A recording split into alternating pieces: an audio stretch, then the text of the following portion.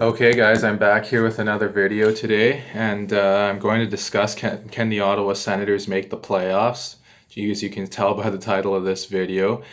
And my answer to that is it all depends just because of, certain things that are going on. If we have a full season, say if we played like 82 games, I'm going to go ahead and say no, absolutely not, just because I don't think there's enough there for the Sens to be a true playoff team yet. They're definitely not a cup contender yet because they're still a very young team. They have a lot of really good players coming, but there are a lot of inexperienced players too at the same time, despite all the raw talent.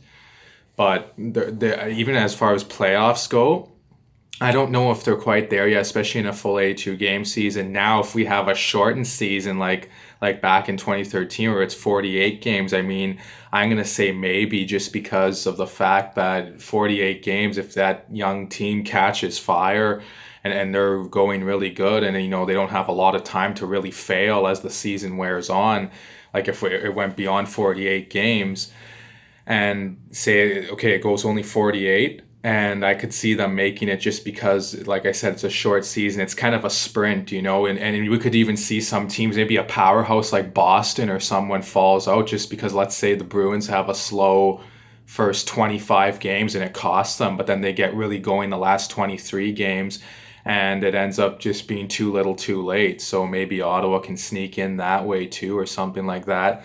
But the roster, I think, is going to look a little something like this. Their projected roster, and you guys let me know in the comment section below if you think this roster can really make the playoffs. And I'm not judging by what they can do in another couple years or whatever. It's for this year alone. And just even though, like I mentioned earlier, these players are good, it's very young talent and it's very inexperienced talent. So the first line I could see being something like Tkachuk, Stützle, and Dadonov.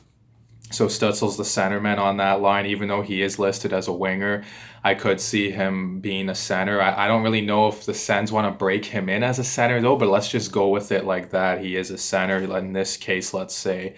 So that top line, for my thoughts, I think Stützle and Dadonov are very skilled players. Tkachuk he's nowhere near as skilled as those guys because I find I made a video about what I think of Tkachuk, but I think he is a guy who can get to the net. He can create some space for those guys. I think playing on that line, it will boost up his point totals for sure because those are some pretty good players.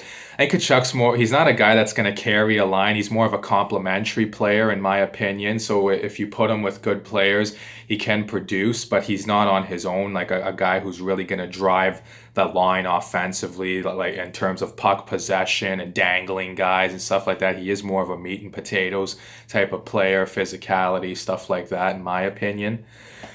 And as for that top line, I think it's an okay line. I don't think it would be a super elite line, at least not yet anyways, just because Stützle's very young, Kachuk's still pretty young. Dadonov's coming off a down year. I think he can still be pretty good for them, especially if he's playing with Stützle.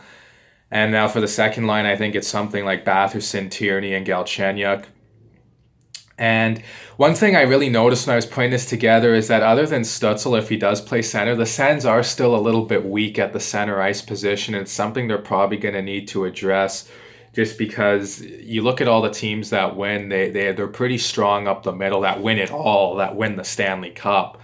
I'm not talking about just being a playoff team because we don't want the Sens to just rebuild and they went from being a really bad team. I don't want this to be our words on them. They go from being a really bad team to being just a team like how they were, let's say 5 years ago at this time, just kind of a middle of the pack, in and out of the playoffs type of team. We want them to be a true cup contender.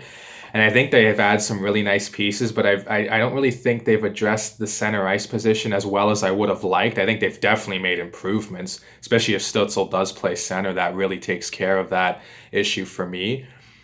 But if Tierney is the second line center, that's for right now. I'll get to some other centers here.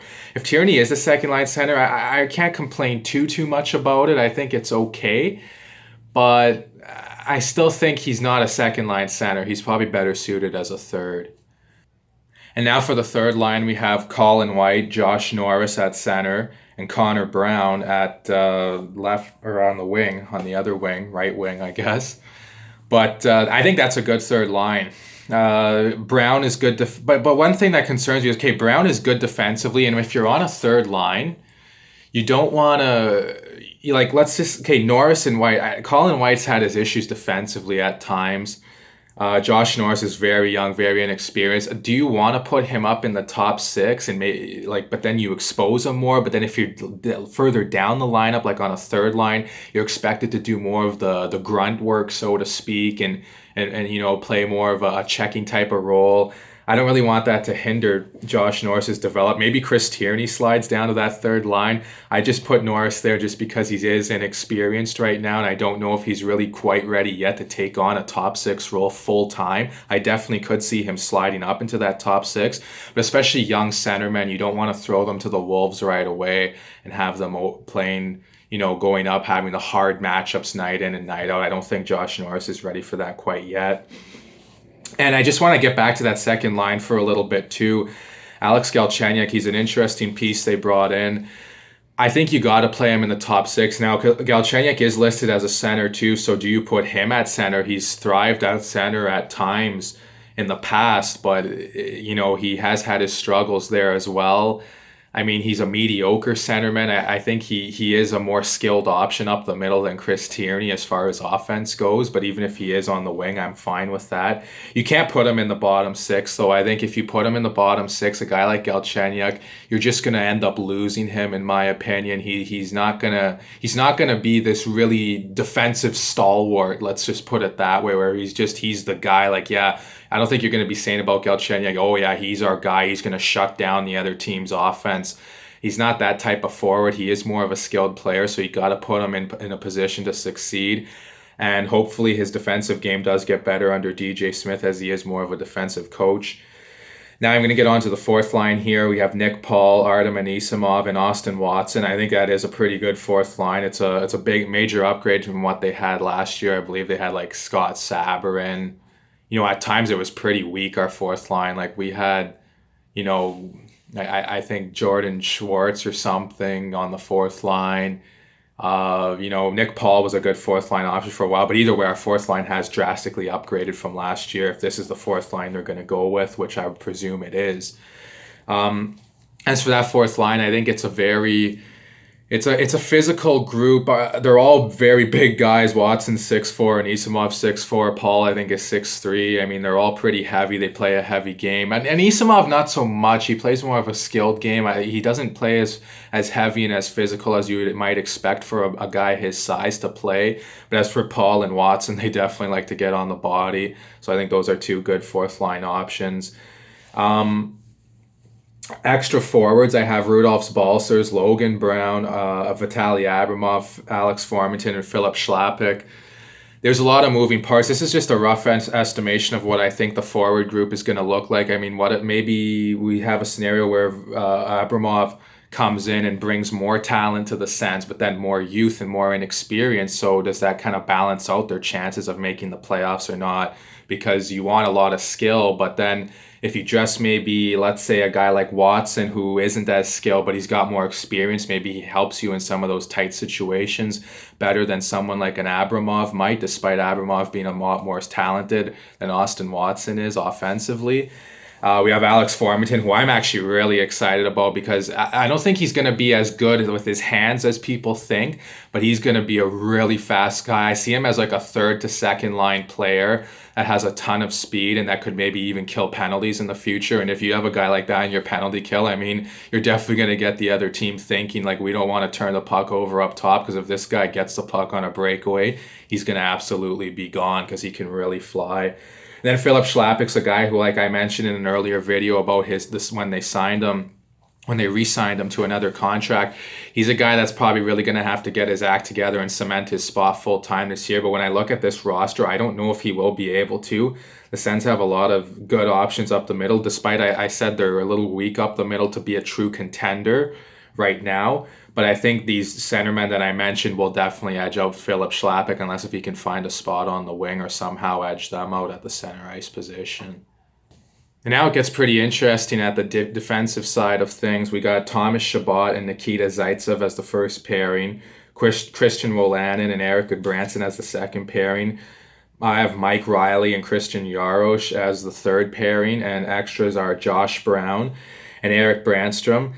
I mean, so when they acquired Josh Brown, the talk was, okay, he's here to play. He signed a 2-year deal with the Sens. It's a one-way deal too, and he played for DJ Smith in the past. But if Josh Brown edges out any of those 6 guys, I'm gonna have a problem with one of those 6 guys that got edged out by Josh Brown. And no offense to Brown, but he isn't really a guy I see as more than an extra option, a guy who, if there's injuries or something, or maybe, I don't know, if you're playing a really heavy bullying team, maybe you put him in the lineup just to settle those guys down or whatnot. But all these defensemen are better than Josh Brown. Now, the issue I have, I think Chabot and Wolanin are very good options. Chabot's definitely a number 1 defenseman. He can be the guy on a team as far as offensive defensemen go. And I think his defensive game has really improved over the last couple of years too as we go along here. I think Christian Wolanin has to be a top 4 defense guy, because if he's not top 4, again, it's kind of like what I said with Galchenyuk earlier. You could lose him if he's playing minimal minutes. I think a guy like Wolanin needs more premier minutes to thrive. I think he can be that type of player.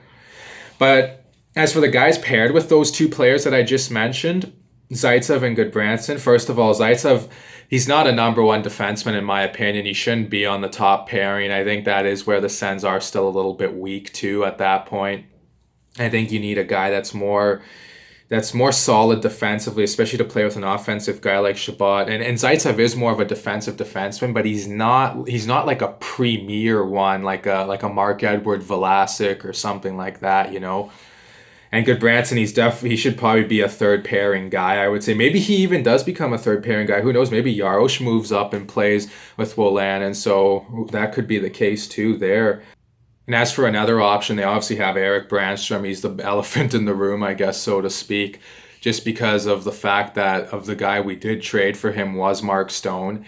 And he's a guy that I think the people have a lot of high expectations on. And I don't really know if he's gonna really be as good as people think, but I think he can be definitely a top 4 player, a top 4 defenseman, I should say, on the Sens. I think if he comes in and he has a heck of a camp, maybe he plays with Wolanin or something like that, because then you have better depth and you push Goodbranson down to the third pairing like how he should be.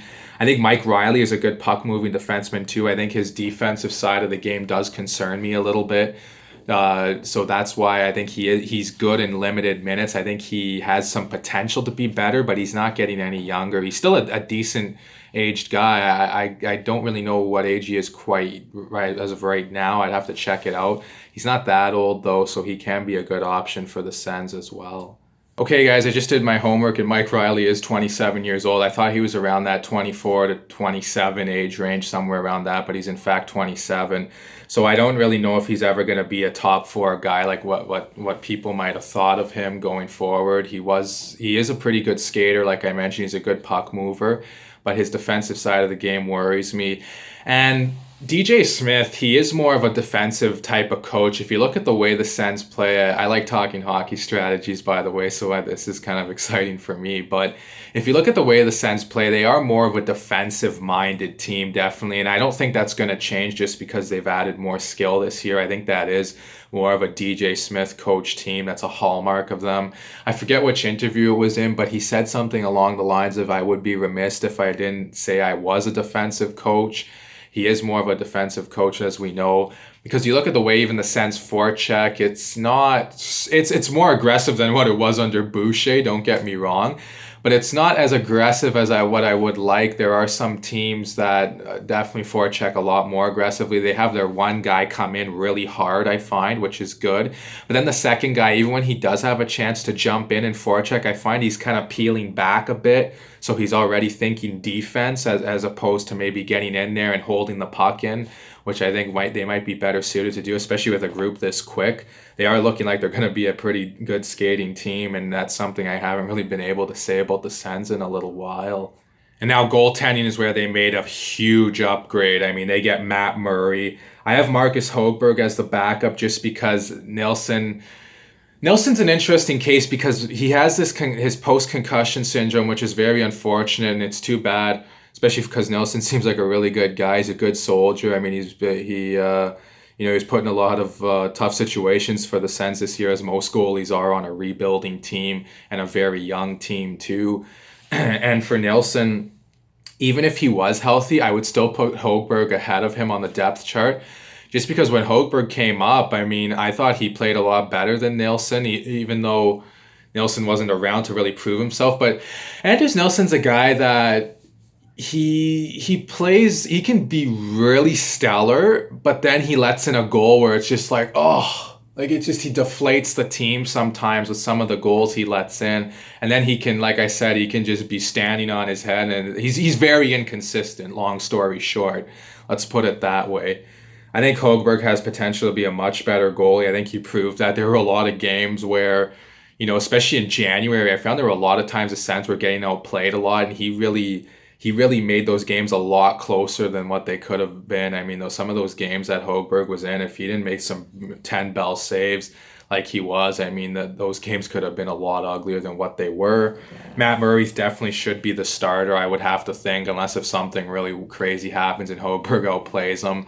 I don't really know if that's going to be the case. But either way, the Sens do have much better goaltending than the Anderson-Nilsson tandem or Anderson-Högberg tandem of last year. Now they have a true number one in Matt Murray who could steal games. They're going to need, if they're going to make the playoffs, they're going to need Matt Murray to steal some games for them for sure this year, because this is a really young team. I don't know that they're going to be great defensively. It's something that they're going to have to be, because I think they're going to score a lot more than they did last year. I don't know if they're going to score enough, though, to really overcome their defensive issues.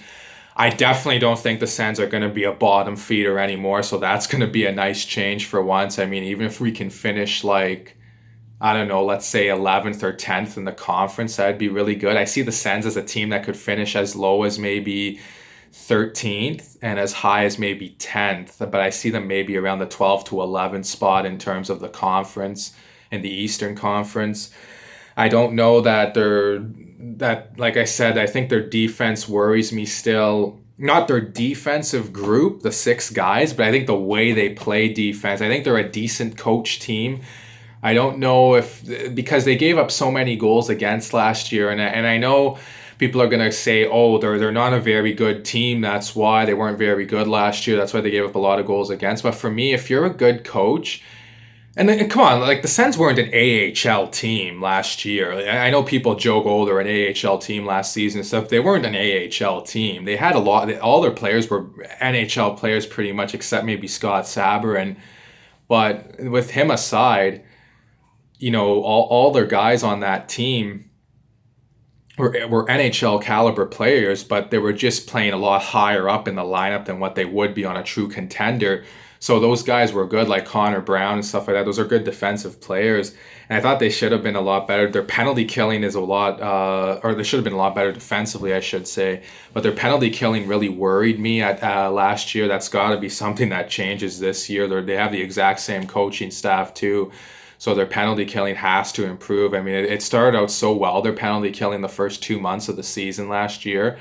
And then it just, I don't know what happened, come like December or January, it just fell off the face of the earth. And that's something they have to rectify, especially if they're going to be a playoff team. Their power play should naturally get better. I know a lot of people really dumped on the Sens power play last year, but let's be honest, do we really expect with that group of players that they had that they were going to be offensive dynamite on the power play? I mean, I certainly didn't. I had a feeling they'd probably be one of the worst teams on the power play. But just because you have a bad power play doesn't mean you have to have a bad penalty kill, and that's something they're going to have to rectify as well. I think the power play, like I said, naturally gets better just because they have more skill this year. I don't know how good it will be, but it should be better than last year. I don't think they'll be clicking at only 14% or something like that. I think they could click at as high as maybe 18, maybe even 20. Who knows? The sky's the limit. It's really tough to say. But their penalty kill is going to have to be a lot better, because that's what really plagued them, and that's why they gave up so many goals against too. Obviously, them having Matt Murray should help their goals against. You would think they have much better goaltending. They have just better players now, so we should have the puck more. We have more puck possession type of guys, such as Stützle, Dadonov. We have some young guys, Batherson, Galchenyuk. these guys like to handle the puck. Norris too. They should be good puck possession options for the Sens going forward.